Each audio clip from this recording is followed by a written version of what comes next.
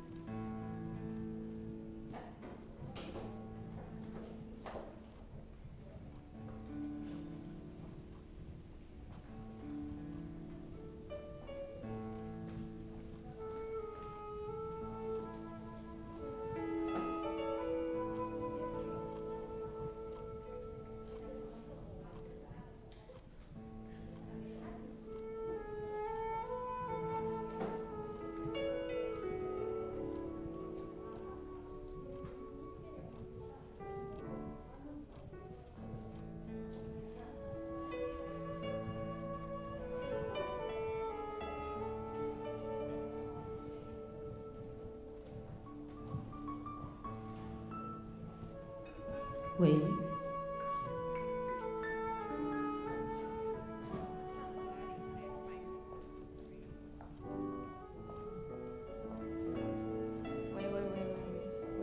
麦克风测试。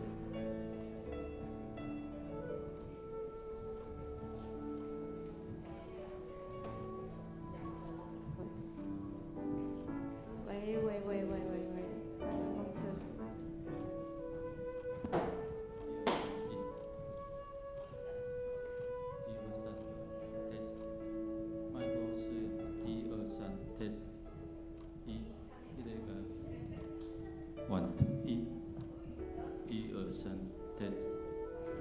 麦克风起量，1、2、3，1，1、1、2、3，那个声音好像比较散。test 1。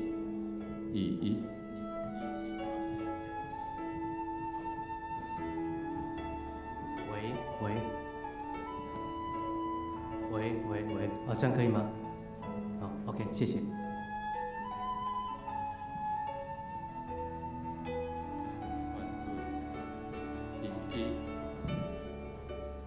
test 1，1，2，3 test 麦克风试验，1，2，3麦克风试验，1，2。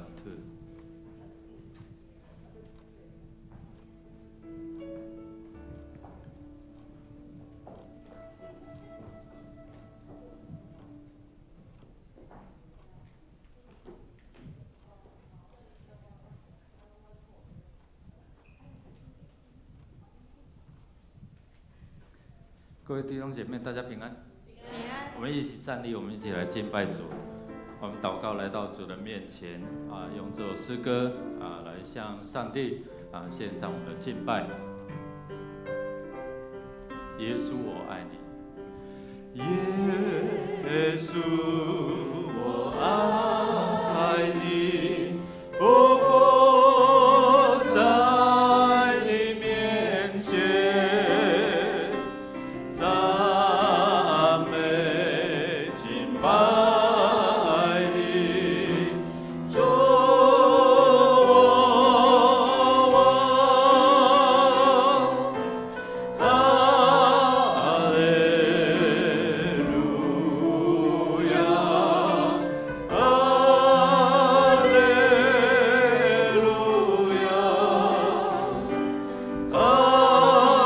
利路亚，哈利路，耶稣，我爱你，我伏在你面前，赞美敬拜你，主我王，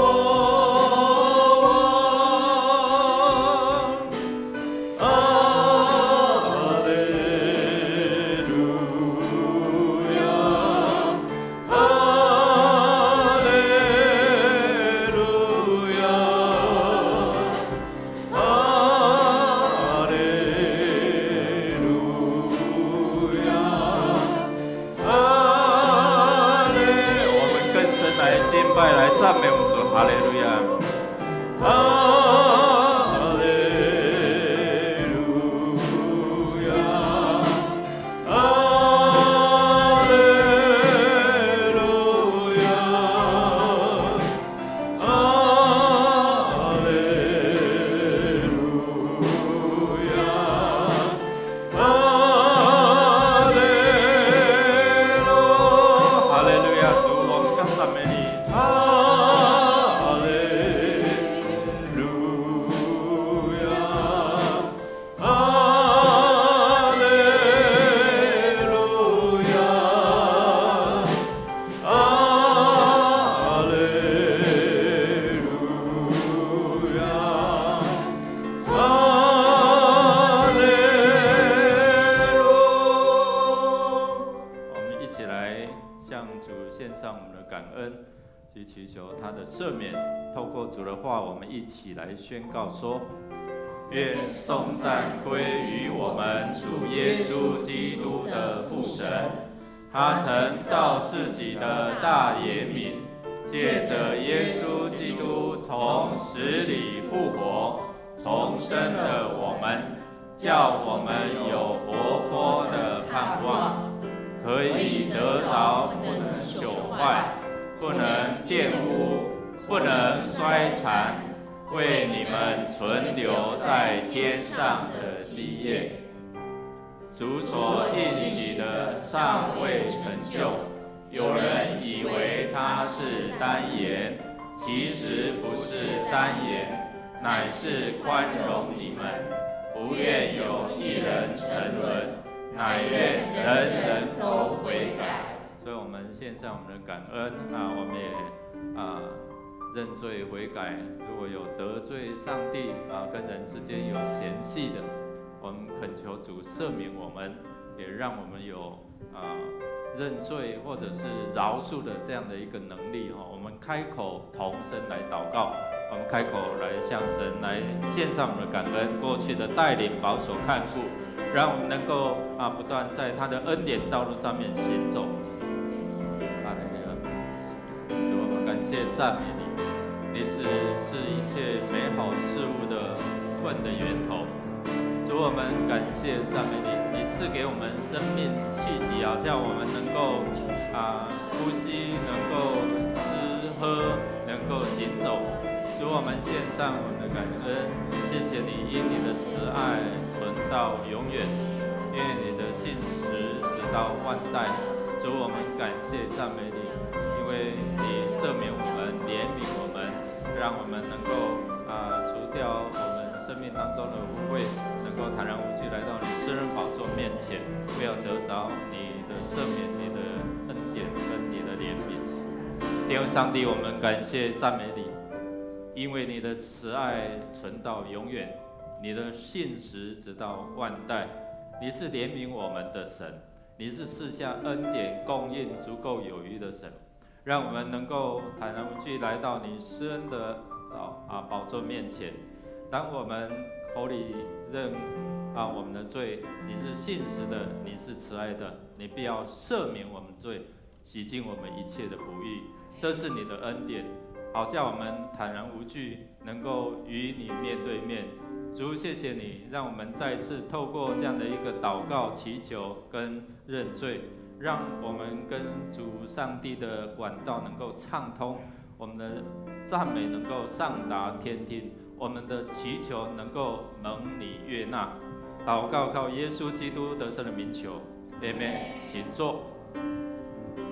我们也要为我们的国家、城市来祷告，用主的话一起来宣告说：我们要因你的救恩夸胜，要奉我们神的名树立旌旗。愿耶和华成就你一切所求的。现在我知道耶和华救护他的受膏者，必从他的圣天上应允他，用右手的能力救护他。有人靠车，有人靠马，但我们要提到耶和华我们神的名。我们要为我们国家、城市来祷告。面对美国的大选我们执政掌权的要有智慧去因应押错宝了以后可能4年我们会面对很多的困境，所以我们为了执政掌权，或者在掌握国安资讯、掌握对岸，我们知道看美国选举中国就更变本加厉的这样的一个骚扰那我们也不知道我们未来是怎样，但是我们未来都在神的手中。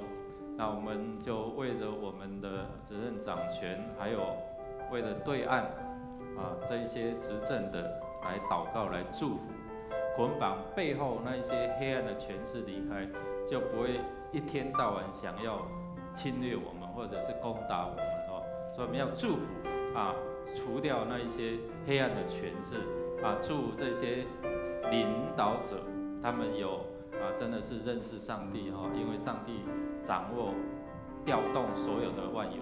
我们开口来祷告，我们为台湾这块土地这地的百姓来祷告我们开口来祷告。哈利路亚，主台湾是你所设立的，是你的心肝宝贝。主，你是台湾的主，你爱我们，你看我们的百姓成为眼中的瞳人，你愿意为我们的百姓付上代价。主我们是你所爱的，求你伸出你慈爱的手来护卫着我们，护卫着你的子民，不会受到疫情，不会受到这些的外在的势力的影响。我们要万军之耶和华，我们才能够安然居住，平安度日。主，我们要宣告你是台湾的主，你是我们总统文武百官的主，一切的资源、一切的权柄都是你所赏赐。这块土地的百姓也是你眼中的同仁，是你愿意付上代价救赎的一群子民。不是你单眼，而是你等待我们悔改归向你。主啊，奉你名，求你施恩，伸出你慈爱的手来护卫着台湾，除去一切的疫情，除去一切人为的势力。有人靠车，有人靠马，但是我们要依靠万军之耶和华的灵来护卫着我们，我们才能够平安度日。主，求你垂听我们的祷告，靠耶稣基督得胜的名，阿们。我们要为着我们需要我们的医治我们宣告主的话，一起来说：耶和华要保护你，免受一切的灾害，他要保护你的性命，你出你入，耶和华要保护你，从今时直到永远。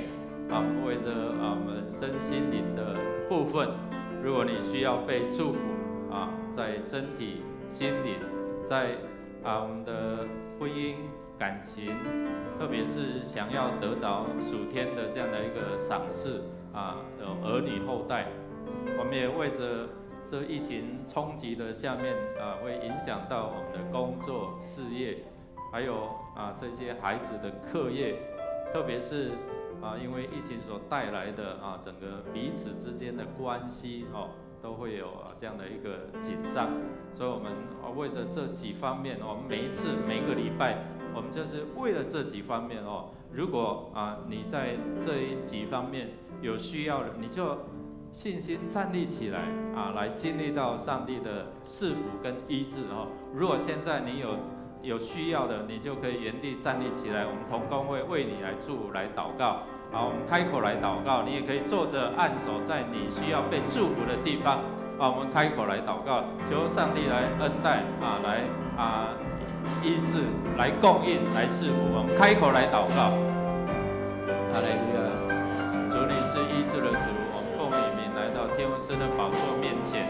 主，我们恳求你施恩赐福在我们当中让我们经历你的医治，经历你的慈爱，经历你的祝福。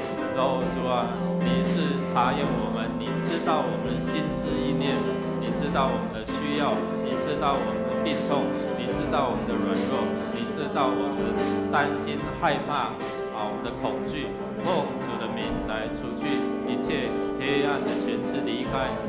主啊，要拦阻我们领受你的医治，领受你的恩典，领受你的赐福，领受你的供应的这一些的障碍困难奉耶稣名要除去主，你医治的大能与我们同在。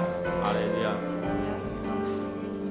主，我们奉你名来到你施恩宝座面前，用信心将我们一切的烦恼、一切的病痛、一切的缺乏交托在你的手中。愿你赐福在我们当中，除去一切的障碍，拦阻我们领受你的医治，领受你的供应，领受你的安慰，领受你的带领的这一些的障碍，完全从我们当中除掉。愿你医治的大能充满在我们当中，当我们大大张口，你就大大的充满。当我们用信心来宣告的时候，主，你从你施恩宝座面前就降下我们所需要的，去经历到你是那位垂听我们祷告并应许成就的主。主啊，我们恳求你同心合意的祷告，靠耶稣基督得胜的名求，阿们。我们也要最后一起来为主日来守望来祷告，用主的话一起宣告说：耶和华的眼目看顾义人，他的耳朵听他们的呼求。义人呼求，耶和华听见了，便救他们脱离一切患难。我们要为了今天的主日，我们跟上帝之间的关系为我们自己来祷告。求主来除去一切这些的拦阻。所以当你听讲道的时候，你才能够明白上帝的话语借着牧师的口。今天也透过周克修牧师代表台湾神学院来请安报告，还有分享信息。所以我们也为着台湾神学院我的母校3位牧者的母校来祝福他们在事工上的经费，还有就是这个院长他带领了这些的师生怎么样去得着上帝的赐福跟这个学识上面能够装备能够成为一个牧养的。那我们透过第4季的认识基要真理的课程，帮助慕道的朋友，或者是我们初信我们的弟兄姐妹受洗的，但是对基要真理有时候还是不是很明白那这个礼拜有这核心同工的退休会，我们邀请屏东和平长老教会的主任牧师葛兆新牧师来分享。那周六晚上6点这个礼拜六晚上6点有培灵会，就是帮助我们在面对我们迦南55周年我们有新的一个视野，一个新的世界，这样让我们看见这个世界的脉动那我们也为我们第1区的区长还有组长来祷告，来祝福，透过我们的小组能够牧养如果你不常常参加小组，真的是要鼓励你出来参加然后在那个小组当中会彼此来祝福，彼此鼓励，彼此来带祷。我们一起站立，我们来祷告，我们来祈求神赐福特别今天他的圣灵充满在周牧师的身上。哈利路亚！我们感谢赞美你，主，我们呼求你，我们来站在教会的破口来祷告。主我们恳求你伸赐福，让我们跟神之间有美好的这样的连结交通。主让我们看主的话，心意就更新变化，让我们能够查验何为神的善良、纯全和喜悦的旨意。当我们按照信心来呼求、来遵行的时候，主你话语里面的应许就会成就。主你的话语里面的全能就会充满。愿我们的祷告上达天庭，能够蒙主来悦纳，愿你自己来带领我们前面的道路。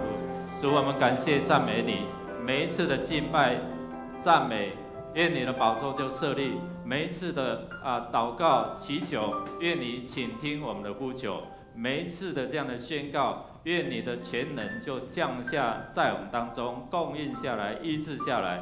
也帮助我们在敬拜的当中与你相遇。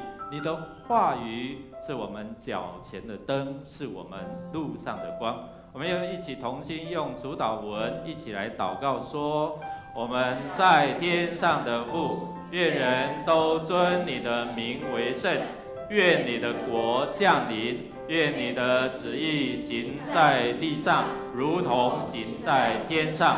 我们日用的今日赐给我们，免我们的债，如同我们免了人的债，不叫我们遇见试探，救我们脱离凶恶。因为国度、权柄、荣耀，全是你的，直到永远。阿们。来呀，我们要向耶和华歌唱，向拯救我们的磐石欢呼。我们要来感谢他，用诗歌向他欢呼，因为耶和华为大神，超乎万神之上。好啊，各位弟兄姐妹，我们一起拍手来唱歌，来敬拜神，向耶和华歌唱。向耶和华欢呼歌唱，有能力与华美在他的身上，耶和华超乎万神之上，地灵荣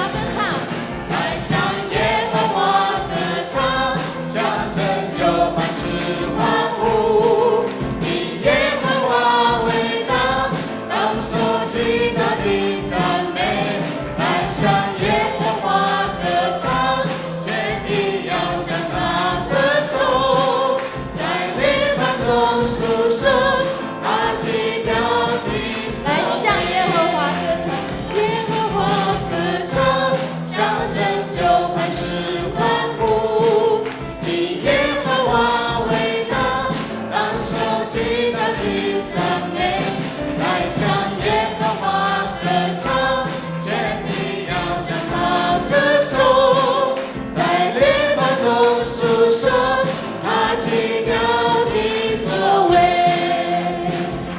他曾经进入他的门，他赞美进入他的园，他感谢耶和华承受他的生命。因为耶和华本为善，他的慈爱直到永远，他的心是永不更改，直到万代。他曾经进入他的门，他赞美进入他的园，他感谢耶和华承受他的生命。因为耶和华本为善，他的慈爱直到永远，他的心是永不更改，直到万代。来向耶和华歌唱，向拯救磐石欢呼。因耶和华伟大，当说极大的赞美。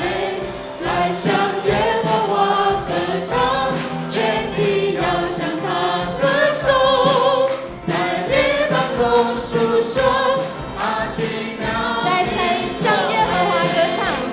耶和华歌唱，向拯救磐石欢呼。因耶和华伟大，当受极大的赞美。来向耶和华歌唱，全地要向他歌颂，在列邦中述说他奇妙的作为。哈利路亚！我们将一切赞美献给在天上的父神。哈利路亚！主是啊，哈利路亚！我们要来歌颂你。哈利路亚！主耶稣是爱我们的神，主耶稣，我们也要如此而爱你。哈利路亚！我们继续来赞美神。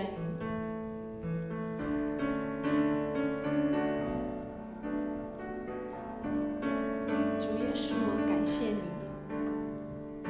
主耶稣，我感谢你，你照亮了我平凡的生命。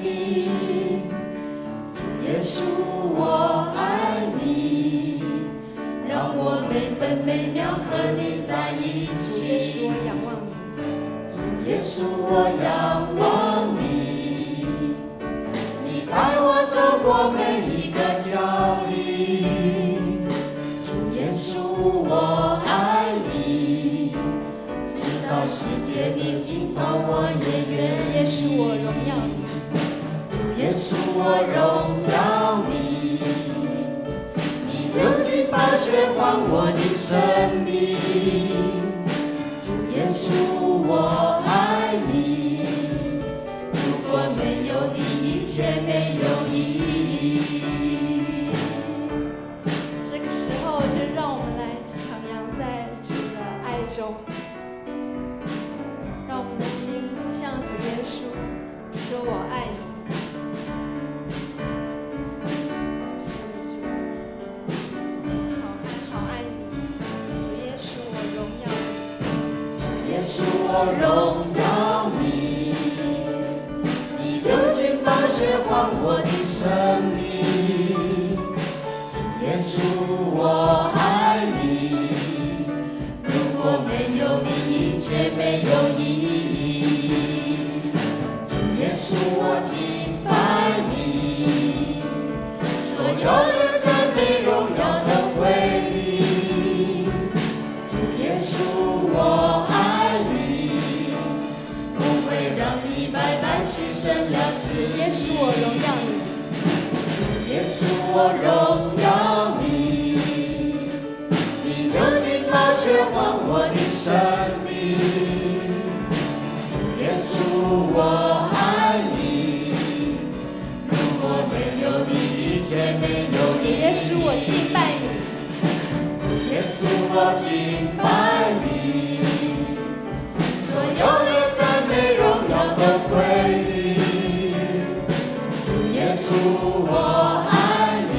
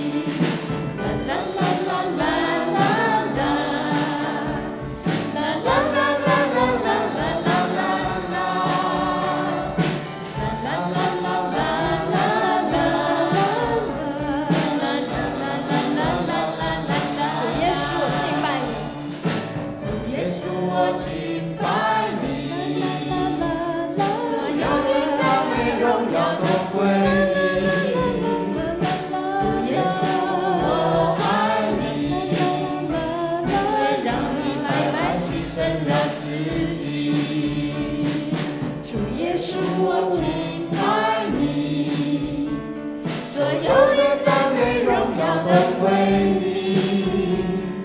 主耶稣，我爱你，不会让你白白牺牲了自己。是的，主耶稣，我们要来敬拜你，我们要来荣耀你，我们要来爱你，因为你是爱我们的神，是爱我们的主。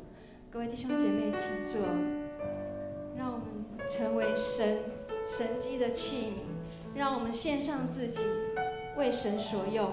因为主耶稣是爱我们的，我们也要用我们的爱来回应神。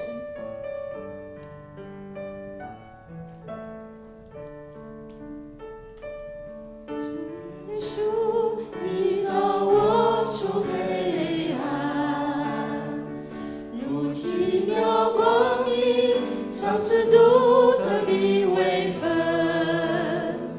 在基督里，我是新造的人。你看为宝贵，献上为你所用，让我成为你圣洁的器皿，被拣选出类，君尊的祭司，圣洁的国度，属神的子民，来宣扬主耶稣彰显神的荣耀，让我成为你圣洁的器皿，你星星的眼睛看见新的盼望，有你的大能和爱来充满我，我要传扬主的爱，让世界更美好。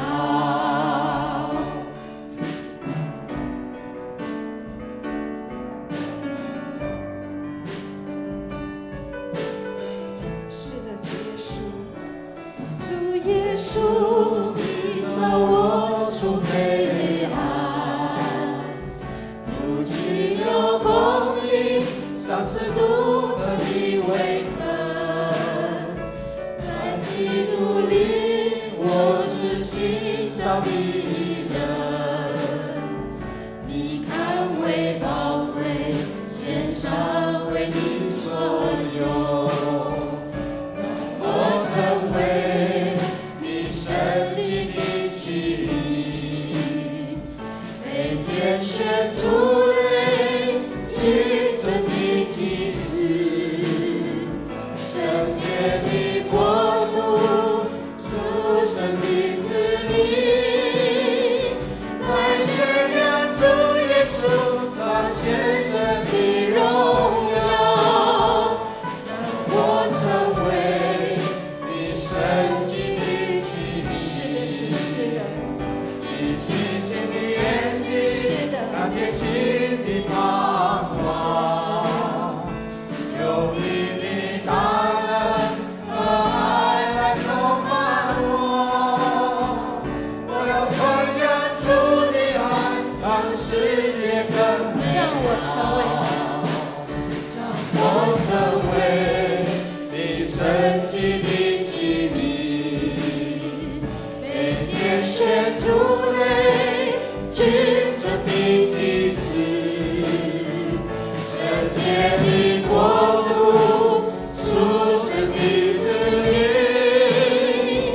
来宣扬主耶稣彰显神的荣耀，让我成为你圣洁的器皿，你星星的眼睛看见新的盼望，有你的大能和爱来充满我，我要传扬主的爱，让世界更美好。主，我们奉你名一同聚集，一同敬拜。主，你在耶稣基督里面，将一切美好的事物要赏赐给敬畏你的人。但是因为黑暗的权势要拦阻我们成为光明之子。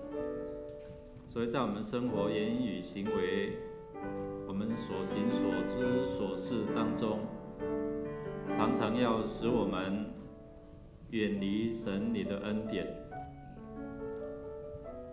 但是你还是要用你的慈爱来吸引我们，把我们带到你施恩的宝座面前，透过你的话语帮助我们认识你是那慈爱，你是那信实的主。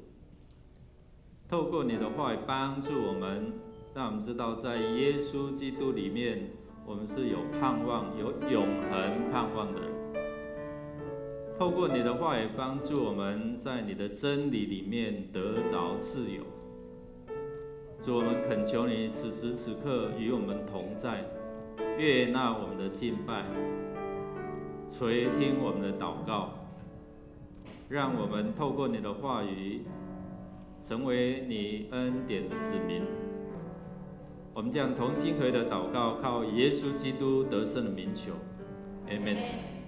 弟兄姐妹，大家平安。今天不知道有没有第一次来与我们一同敬拜的弟兄姐妹？如果没有，我们来欢迎我们周克修牧师在主日当中与我们一同来敬拜、来分享信息，我们拍手来欢迎他。好，我们来看周报的消息。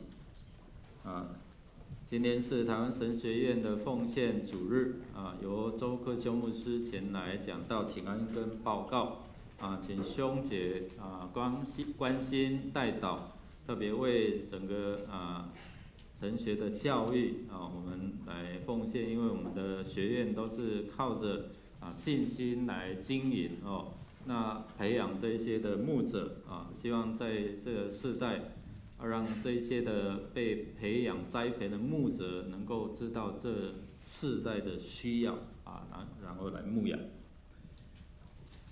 我们在2021年很快我们已经进到11月了那明年的牧师所领受的主题是跟大家分享在家有爱，爱你幸福。那我们会征求我们2021年的教会周报封面如果你有这样的一个感动设计你可以投稿在11月29日截止之前，将稿件交给康文杰长老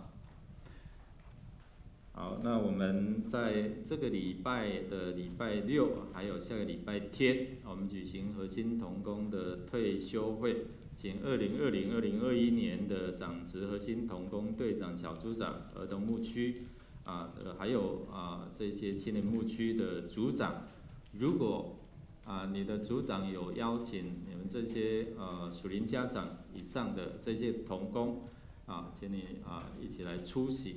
那我们这个礼拜6的场地是在2楼是在2楼这个主堂的地方。礼拜天也我们也是一起有后续的这样的一个核心同工的退休会。那11月14号礼拜6早上8点50完成报到，还有11月15号的1点前请2楼来完成报到请各位同工注意。那我们在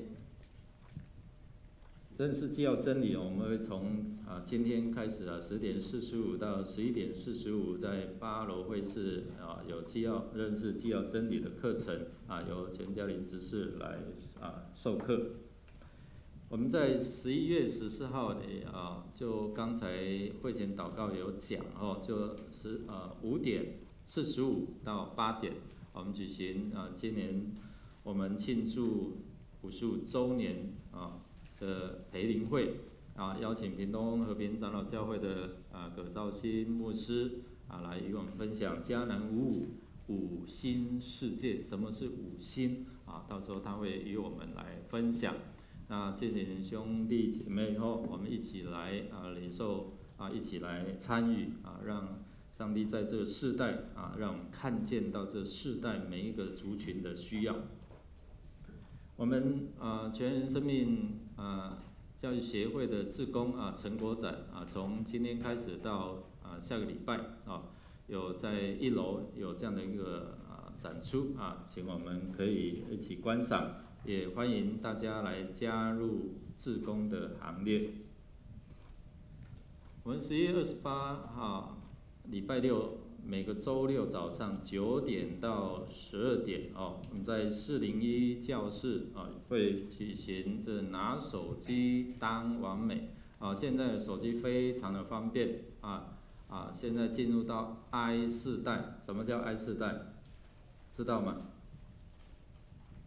就是 iPhone 的世代或者是 AI 的世代那其实我们要跟这些可能远方的亲人沟通或者是你拿起来会拍照，你怎样拍会更好会更美这个我们开放给我们的弟兄姐妹不是只有年轻人那如果你参加这个课程是免费，但是要交保证金500块如果你有可以请假一次但是超过一次，这500块就奉献给我们协会了好，那这个是我们开放给弟兄姐妹，你可以来学习如何现在万民都在什么？万民都在手机里现在转钱也都是透过手机呢，很多的都是透过这样手机，你怎么去应用这也非常重要不要一下子不小心钱就被转走这样所以你一定要学习怎样去应用这些现代的科技好，那其他的我们来第2场礼拜我们会颁发生日第2期的生日助学金名单在第7页请我们自己来看。如果有这些在名单的当中请我们在第2场礼拜再一起参与敬拜，然后会在礼拜当中来颁发。我们一起来看今天的金句，我们一起来念2遍，一起来。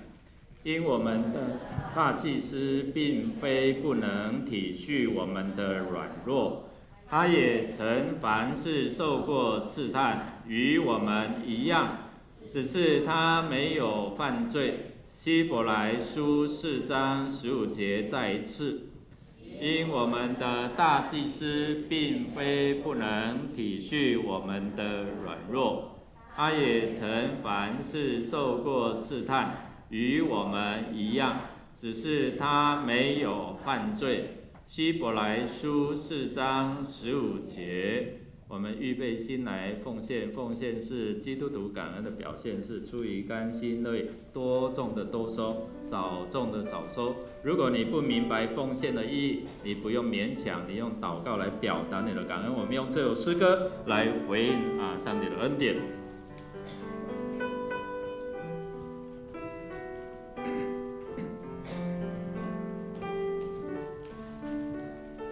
献上感恩的心，归给至神全能神，因他赐下独生子主耶稣基督，献上感恩的心，归给至神全能神，因他赐下独生子主耶稣基督，一起站立。如今软弱者已得刚强，贫穷者已撑不住，都因为主已成就了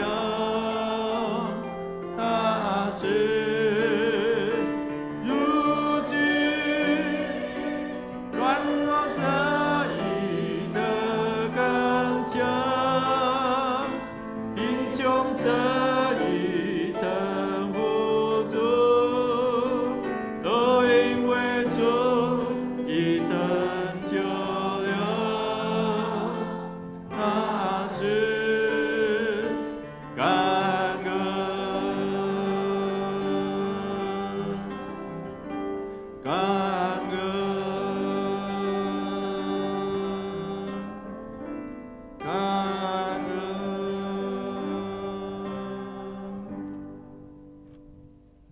慈爱的父神，我们感谢你的恩典，因为在每个狂风暴雨里，你同在在那里；每个难处低谷里，你的恩典在那里；每个伤心失望里，你爱我爱到底。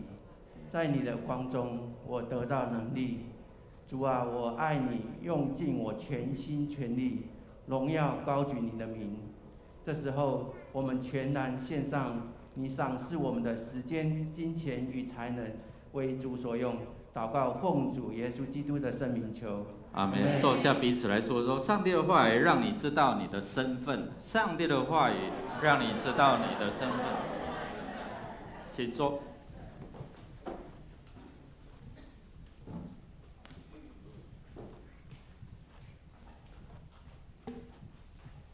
好，我们一起来看神的话语，在利未记第8章30节。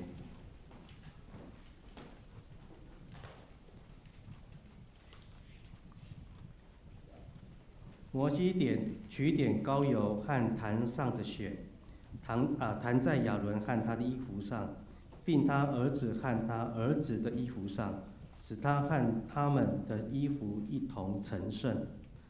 另一处的经文在第9章5到7节。于是他们把摩西所吩咐的带到会幕前，全会众都进前来，站在耶和华面前。摩西说：“这是耶和华吩咐你们所当行的，耶和华的荣光就要向你们显现。”摩西对亚伦说：“你就近坛前，献你的赎罪祭和燔祭，为自己与百姓赎罪，又献上百姓的供物，为他们赎罪，都照耶和华所吩咐的。”以上。尤牧师，我们2位牧师以及我们的迦南教会，我们的弟兄姐妹，大家平安。今天很高兴代表台湾神学院来到贵教会请安报告以及讲道。迦南教会是一个神所祝福的教会。记得几年前你们就开拓了加光教会。那时候我开玩笑说，我们不仅要加光，我们要加盐，我们要加人，要加很多。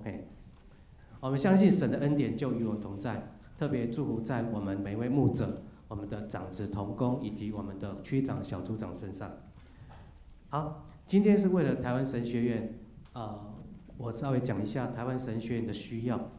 台湾神学院是台湾我们知道长老教会有3间的神学院，位于我们北部的神学院，是一个风景相当漂亮的地方，也是我们看到学术以及在信仰上相当得到神恩典的地方。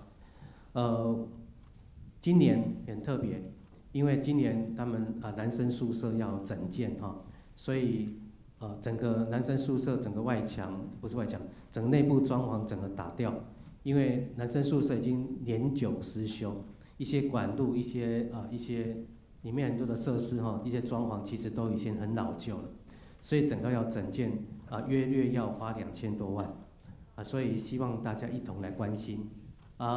今年我们新竹中会也有几位也到我们神学院就读，有2位是牧师的孩子一个在竹北教，一个在中正教会。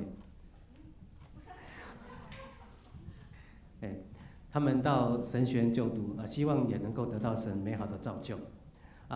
我们相信神学院是能够培养着我们未来的牧者，特别能够成为神的合用的工人。所以我们又以此来献上感谢，为他们代祷。今天也为我们能够以奉献来支持他们。好，今天牧师我要讲的题目是成圣的祭司。我们知道有一位相当我们说他的一个传奇人物在旧约里面，他的名字叫约瑟。如果我们从小就听到他的故事，他其实是一个相当传奇。为什么这么说？因为他人生经历了高潮，也经历了低谷，经历了高峰，也经历了此岸的幽谷。所以我们看到他，其实我们看到约瑟的整个人生是相当的特别，也相当的奇妙。我们知道他年轻的时候、小的时候，被他们嫉妒的这些哥哥们，同父异母的哥哥们卖到了埃及作为奴隶。他的主人是我们知道埃及法老王的侍卫长，叫波提法。我们看到约瑟他的私生活相当的圣洁，也可以说在圣经当中少数没有提到他太多的这种负面的这样子的消息的人。当然我们不能说他全然没有犯罪，只是世上没有人能够达到像约瑟这样的标准，洁身自爱。他确实是一个相当诚实，而且相当认真，而且相当守他自己的本分的人。所以我们知道他能够得到他的主人相当的这样信任，可以说将整个家都交给他，除了他太太以外。我们知道约瑟，我们知道约瑟在整个工作当中遇到一个很大的麻烦，就是我们说波提法，就是他的主人的太太一再的诱惑他，可能他的主人波提法常年不在家，公务繁忙，所以他独守空闺，所以他一再的引诱约瑟与他发生这样的关系。但是我看到约瑟一次又一次断然的拒绝，他说：“我怎么能够做这大事大恶，能够得罪上帝，又能够得罪你的丈夫呢？他交托我管理一切家中的事务。”不过我们看到那妇人天天来找他，真的很烦。但是我们看到最后呢，他就抓住他的约瑟的衣服，约瑟就将衣服脱给他，就交给他，就跑掉了。所以我们看到约瑟，他整个非常的敬畏神，而且他知道自己不能做这样的恶事。所以我们看到今天约瑟，当他的衣服放在，就是说留在他的主人的太太的身上的时候，结果他就开始诬告他，最后约瑟就被下到监狱里面。我们看到这是一个非常典型的冤狱的故事。当约瑟过着圣洁的生活、诚实的生活，却被陷害，然后进到监狱里头。所以我们看到信徒，我们生命当中有时候我们确实也会遇到这样我们说的不合理，甚至我们说不公平的对待。但是我们相信神会为我们在当中开一条更新的路、更美的路。在逆境当中，我们相信神会帮助我们。我们看到约瑟并没有为此自怨自艾，甚至放弃。我们看到他在监狱里面也仍然持守他自己的本分。我们刚才说到约瑟是一个很好的管理人才，他在监狱里也做得非常好，也得到这种在监狱得到很好的赏赐，甚至到达一种监督的职务。在监狱当中发生了一件非常奇妙的事情，有2个法老的大官，一个是管我们说的饮料的，我们说就酒政；另外一个是管食物的，我们说这膳长。这2个人同时被关到监狱里面，可能是当时候发生一件事情，可能是有人要毒害法老王或怎样，所以这2个人同时被关起来了。而到最后的结果，当约瑟就解梦，因为他们2个同时做了一个很奇妙的梦，约瑟就解梦，最后呢，我们看到怎样，那个酒政就获释，而那个膳长就被就处罚。而当他离开的时候，那酒政跟他说：“我以后会帮助你，我会记得你。”约瑟说：“请你来帮我。”结果他一回到原来的职务当中的时候，全部忘光光，一干二净。他完全忘记跟约瑟的承诺。直到有一次，法老做了很奇妙的梦，很奇怪的梦，让他百思不得其解，甚至找他的一些术士、一些法师，这梦到底怎么一回事？没人能够回答。那时候酒政就想起，我知道我有一个人，我记得我在监狱当中有一个人，他很会解梦，他的名字叫约瑟。约瑟就被带出来，然后替法老解了梦。他说：“法老，你的梦是这样子的，你有7年的丰收，然后接着呢，你会有7年的这种饥荒。所以你必须要将7年这丰收的这样的物产，把它收集起来、储存起来，能够应付7年的饥荒。法老就跟着约瑟说：“你的上帝确实是真实的，我派你来治理这埃及这全地，除了我之外，我的所有的百姓都要听从你的话。”事就这样成就了。上帝多么的爱约瑟，上帝多么的重用他的仆人。我们看到约瑟，刚才牧师说到，他曾经在家里面是最宠爱他父亲最爱的儿子，在家中他是人生的第一个高峰。但是他被卖到了埃及，然后怎么样成为波提乏的那种我们说的奴仆，他又跌到低谷。结果波提乏又把他提升到一个我们说管家的职务，但是我们看到他后来又被陷害，下到监里面，又下到低谷。在低谷当中，神又提升他，又到成为监狱里面的监督。不过我们看到他没有出狱，直到他替法老解梦，达到人生的最高峰——埃及的宰相。所以我们看到在人生的当中，我们也会遇到这样的事情。我们会有什么？我们会有高峰期，我们也会有低谷期。人生不可能一帆风顺，一切都那么平安，一切都那么顺利，我们都在这么巅峰的状态。所以我们看到约瑟告诉我们，只要我们紧紧的抓住神，紧紧的抓住神，不管你遇到怎样的困难，不管你遇到你怎样的苦难，你愿不愿意紧紧的抓住神？特别我们从约瑟的身上看到他一个很重要的我们说的品格，或者他的道德就是圣洁。所以我们看到上帝要使用人，他会注重这个人的道德品性。就像今天的利未记所看到的，你要成为祭司，最重要就是圣洁。我们看到他透过了很多的方式或者仪式来显示出一个祭司的一种很圣洁的本质。圣洁在利未记当中总共出现了87次，可见这是一个非常重要的字眼，甚至一个非常重要的一个道德。我们说重点讲3次，他不仅讲3次，他讲了87次。我们看到出埃及的记当中，上帝带领以色列人从埃及为奴之地出来，接着像水洗礼般带他们过了红海，入了旷野。而在40年旷野的生活，上帝磨练他，培育他们，让他们愿意成为圣洁的子民。不过我们看到这群的百姓400年成为奴隶，他们的人带出来了，他们人不再成为奴隶，他们肉体不再成为奴隶，但是他们心里面仍然是个奴隶，他们心没有带出来。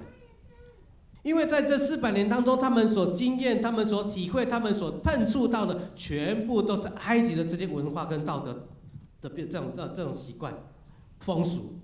所以我们看到神必须要重新来塑造这群子民，让他们不仅身体出来，心也要跟着出来，生命也要跟着出来。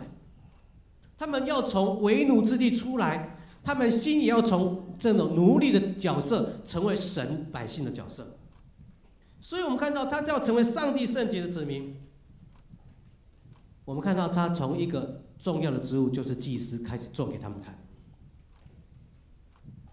我们知道祭司，我们看到神怎样高立就业的祭司，他规定了祭司当时的穿着，祭司献祭的时候头上要戴着金色的冠冕，上面写着归耶和华为圣，然后胸口我们说佩戴的胸牌上面有12个宝石，代表了以色列12个支派，然后身穿的以弗得的背心，上下两肩有红宝石代表，然后上面刻着以色列支派的名字，然后束腰带，外面罩着什么极漆的蓝色的外袍，然后我们看到下面有摆饰，就是石榴跟什么铃铛。为什么要石榴跟铃铛？我们知道大祭司每年有一次要进到至圣所，要面对神，面对上帝，面对耶和华上帝。我们知道有罪的人看到神会怎样？我们说有罪人看到神会不见了哈，会死亡。所以我们看到他们在赎罪日当天的时候，他们要拿香，然后烟雾弥漫在整个至圣所里面，等于说透过烟雾来隔离人跟神，看不到这耶和华上帝在整个施恩宝座上。所以我们看到，如果大祭司一不小心看到了上帝，可能就怎样，就没有灵当生了。那时候我们知道，当时的大祭司身上还带着一个绳子，如果真的没有铃铛声，代表怎样？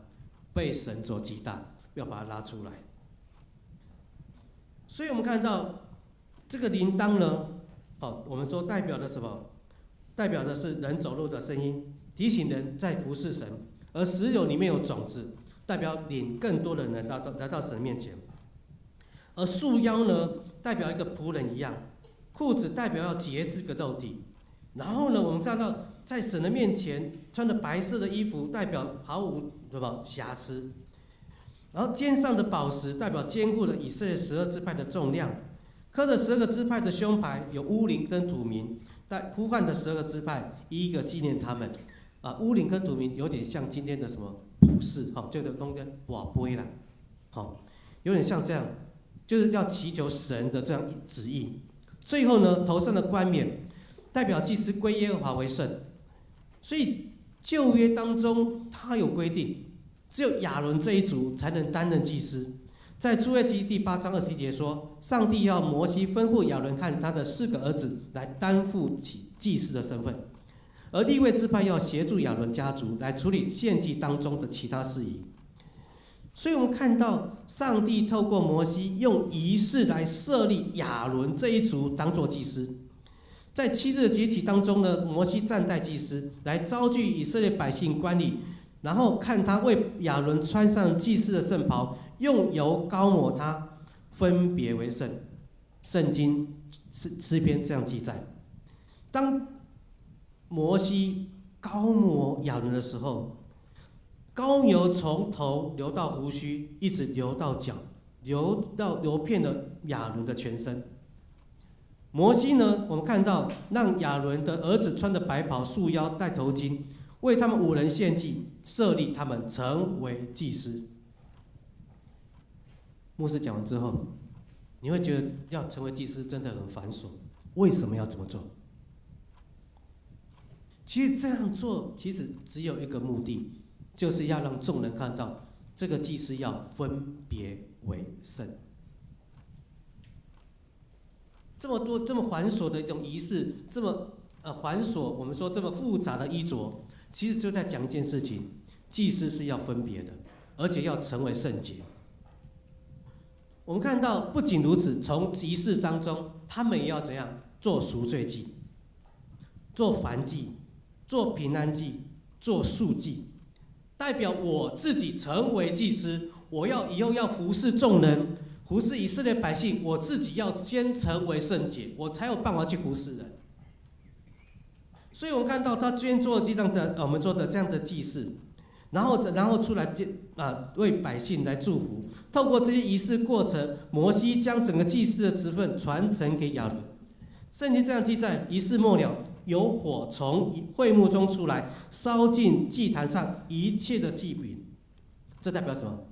代表神愿意接纳他们，神愿意接纳，让亚伦成为百姓的祭司。能为他们自己先分别为圣，透过仪式，透过献祭，让自己先成为圣洁，然后未来才能服侍众人。所以我们看到最初的献祭开始的祭司的职分，祭司的工作主要有7项，就是在坛上献5种的祭品，然后用洗涤盆洗，让自我洁净，代表人在神面前要先洁净自己。然后早晚要点金灯台，并且要清除灰烬，在那里早晚要在香炉里面点香，每周要换陈设饼，代表在神面前的心意，并且要吃掉旧饼。而且最重要的，大祭司每年1次，就是牧师刚才说的赎罪日那天，他要进到我们说至圣所，为整个以色列百姓赎罪、认罪祷告。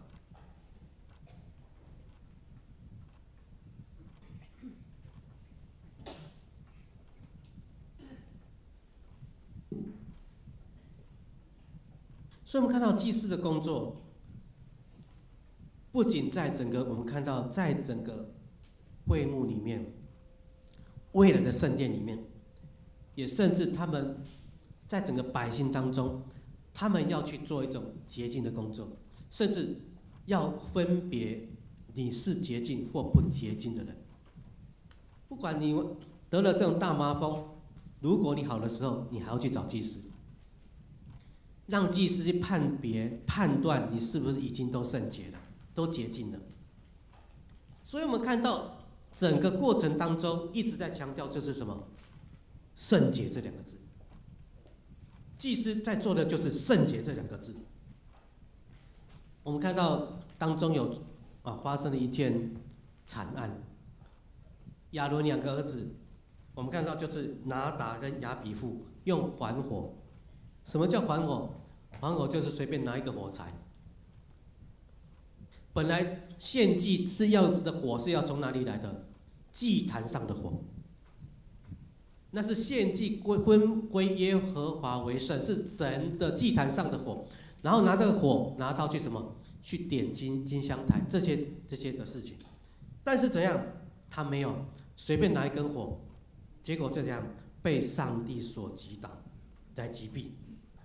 所以我们看到整个祭司非常强调的就是圣洁，非常强调就是圣洁。所以后来我们看到祭司连清酒、浊酒都不能喝，就是一些水果酒、谷物酒都不能喝。有学者认为是因为可能当时候这亚伦的两个儿子因为就喝酒误事，闯了大祸。所以我们看到今天你我们将要成为一个君的祭司，君尊的祭司。在旧约的祭司当中，我们看到一个不断要求跟强调生命的素质，就是圣洁。我们不管在旧约到新约，我们都要成为一个圣洁的祭司，彼此呼应。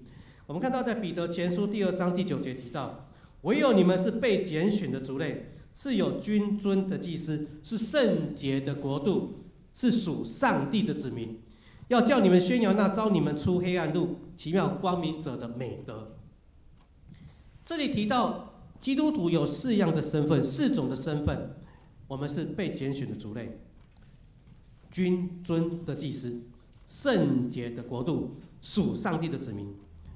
这4种身份本来是用在以色列人的身上，但是今天我们看到使徒彼得将它应用在你我每个基督徒的身上。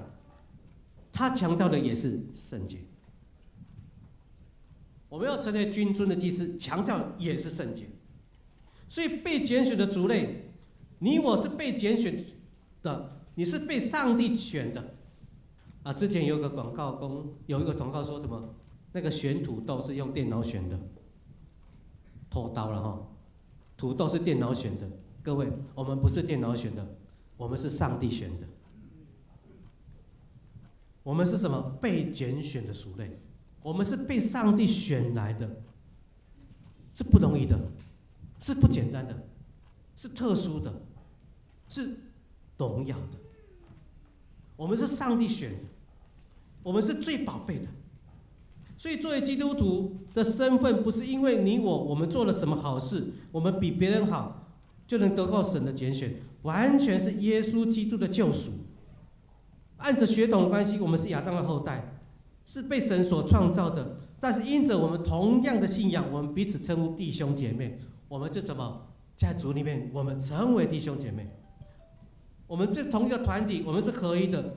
我们看到主耶稣拣选的12门徒，他们个性不同，脾气不同，职业不同，但是神拣选他们，塑造他们。这些门徒也因着被耶稣基督改变，让他们成为一个合一的团体。各位，我们建立在教会当中，不是我们相同，我们有同样的背景，我们有同样的职业，我们有同样的很多不同的相同的地方，不是，是因着我们有同样的上帝。我们的共同点在哪里？我们相信这位上帝，这就是我们的共同点，这就是我们共同点。所以我们说什么？我们今天被上帝所拣选，因为神看着我们的内心，因为你的心向着他。第二个，我们说君尊的祭司，我们是大君王耶稣基督的祭司，这强调是我们整体的，不是个人。我们看到当时的祭司是特别的一个族类，是什么？我们刚才说的亚伦的什么后裔才能当祭司，亚伦的后裔才能当祭司。但是我们今天你我们都是祭司，我们每一位都能够成为祭司。我们说祭司是什么工作？祭司是人跟神之间的桥梁。百姓要献祭，百姓要怎样？要透过谁？透过祭司。所以我们看到祭司是人跟神之间的桥梁。今天呢，我们就成为什么？祭司。你可以为别人代祷吗？可不可以？可以。我们也可以成为什么？人跟神之间的桥梁。所以我们看到你我都可以成为什么？君尊的祭司。我们都可以成为君尊的祭司。所以在我们看到在第15世纪、第16世纪的宗教改革有3个重要主张，其中一个就是人人皆祭司。我们看到当彼得认为我们是一群祭司的时候，他要表明的是什么？每一个基督徒能够享受与上帝亲密的关系，这个关系是表明我们能够来到神的面前领受恩典，我们能够共同参与在建造上帝的事工当中。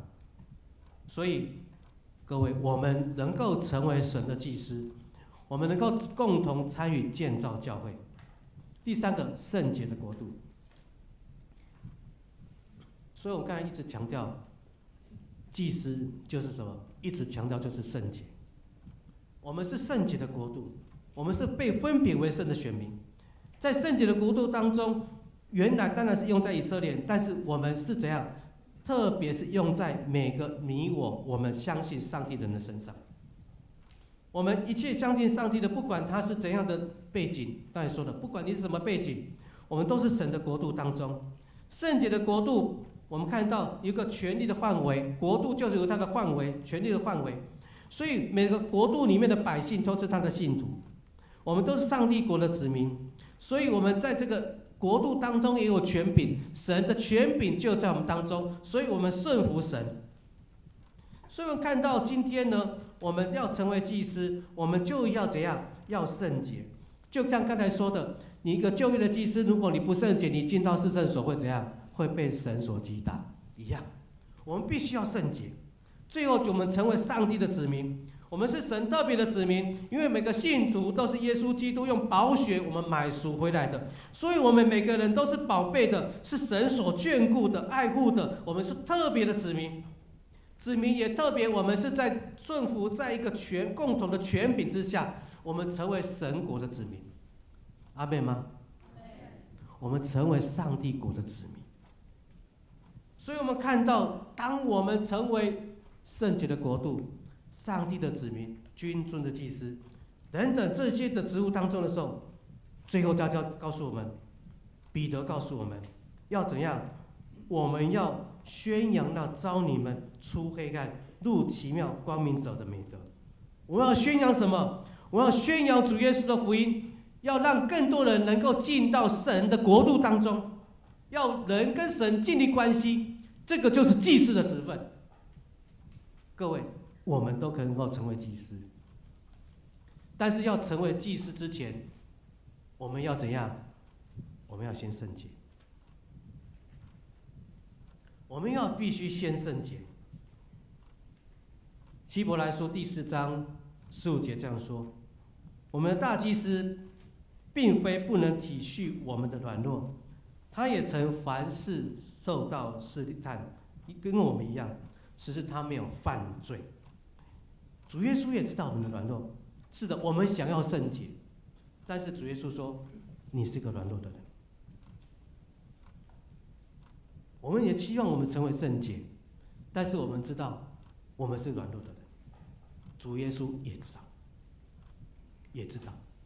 但是我们看到主耶稣在大祭司的高位，他能够道成肉身，认同我们，他在神跟人当中做中保的职务，所以他说我们能够坦然无惧来到施恩的宝座前。然后他说得连续蒙恩惠，做随时的帮助，告诉我们什么？我们能够来到神的面前，认罪祷告，就像旧约祭司一样。你今天要服侍人之前，你先要怎样？要圣洁。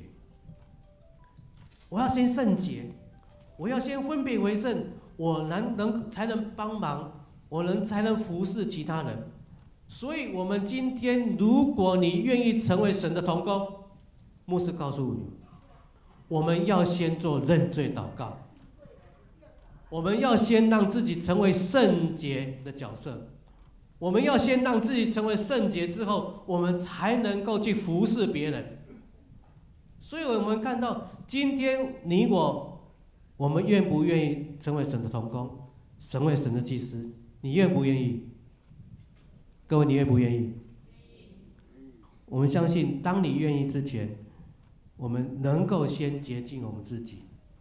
就像旧约的祭司，他们要服侍之前，我们看到他们穿得我们说很繁琐的仪式，很特别的衣服，衣服穿了7件。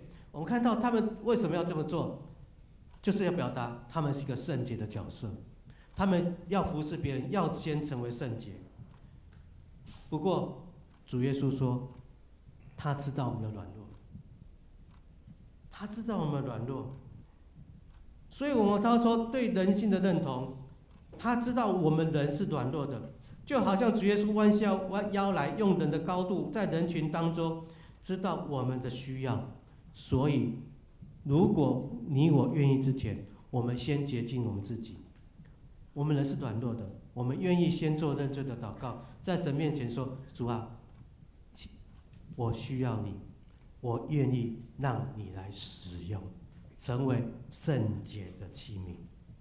让我们一起来唱这首歌，成为奇迹的生命。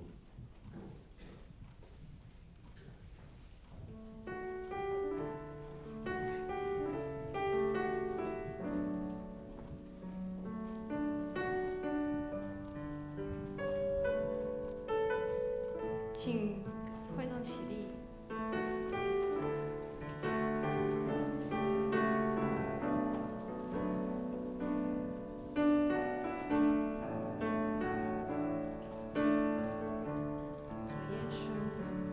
主耶稣，你照我出黑暗，如奇妙光明，30度特地微分，在基督里我是新造的人，你看为宝贵，献上为你所有。成为你圣洁的器皿，被拣选主为君尊的祭司，圣洁的国度，属神的子民，来宣扬主耶稣彰显神的荣耀。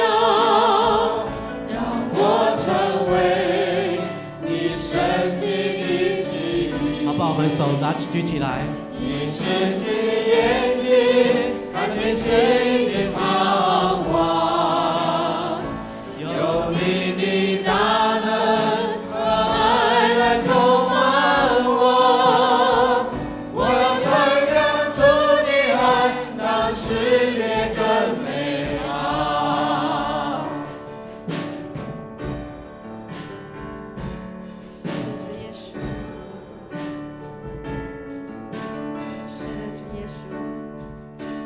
主耶稣，你照我出黑暗，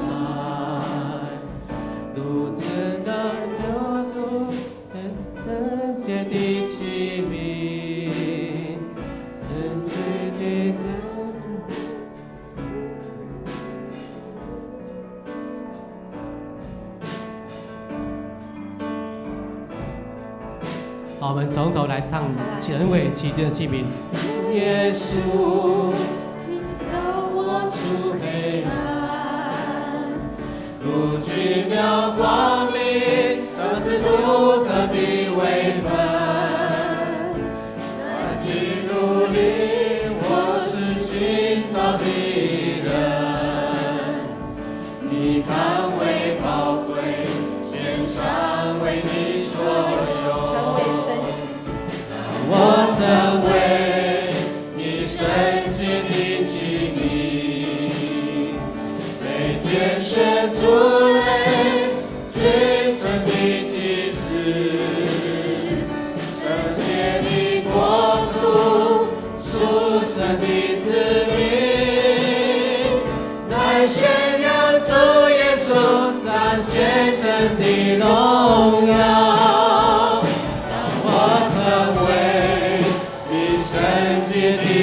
是的，我们愿意成为神你神迹的器皿。星星的眼睛，看见新的盼望，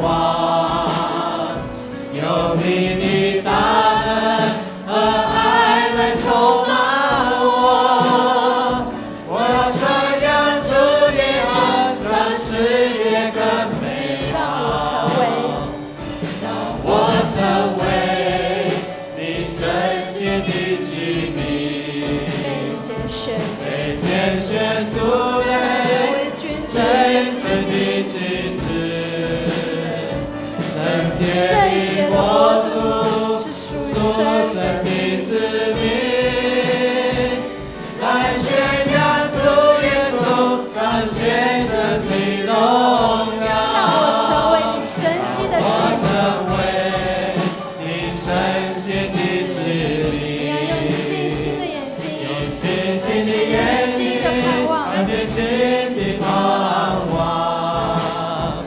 有你的大能和爱来充满我。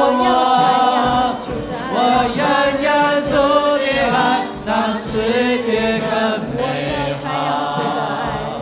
我要传扬主的爱，让世界更美好。我们一起来祷告。主啊，我们感谢你。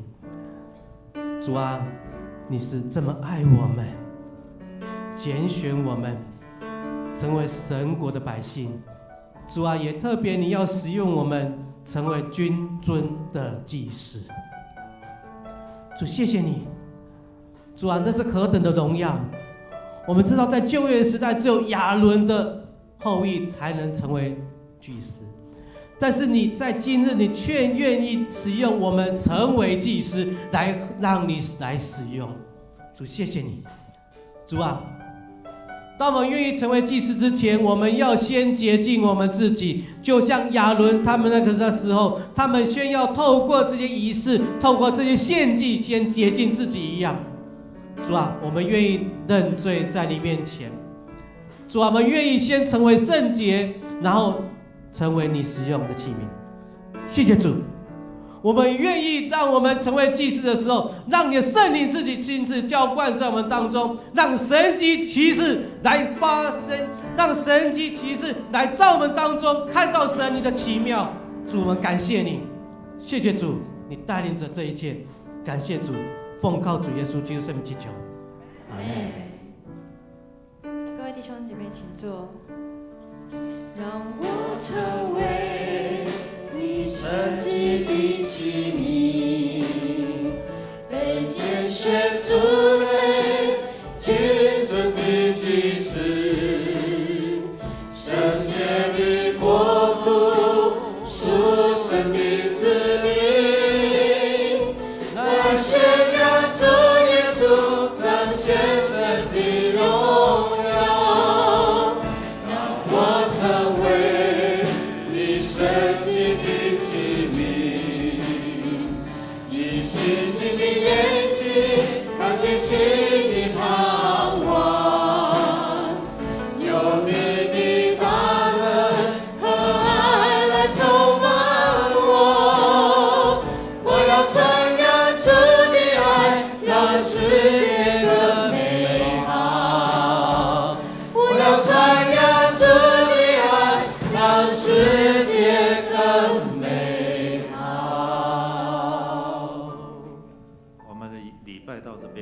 跟上帝来赐福。